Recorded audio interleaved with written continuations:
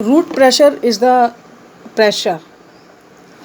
Okay, we can say the root pressure developed in the root, okay, due to the continuous inflow of water because of cell to the cell. As we know, the cell of the root hairs, they are capable to absorb the water, okay, and this process is known as the osmosis. So there is a pressure that found in the roots, okay, and that occurs at that developed when there is a inflow of water. As a result of this pressure, water enters the xylem vessels, okay, water enters into the xylem vessels and helps in pushing the plant sap upwards. Plant sap means the fluid or the liquid of the plant, that is known as the plant sap.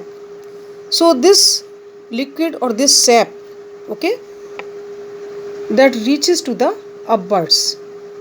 Thus root pressure is one of the force, okay, which contributes to the ascent of sap through the stem into the leaves.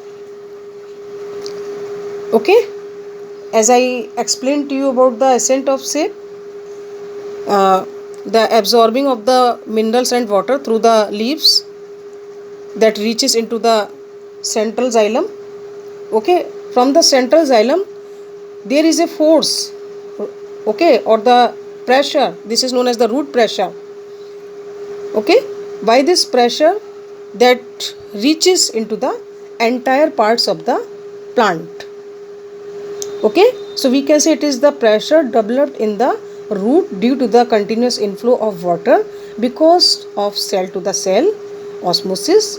Okay, as a result of this pressure, water enters the xylem vessels and helps in the pushing the plant sap upwards.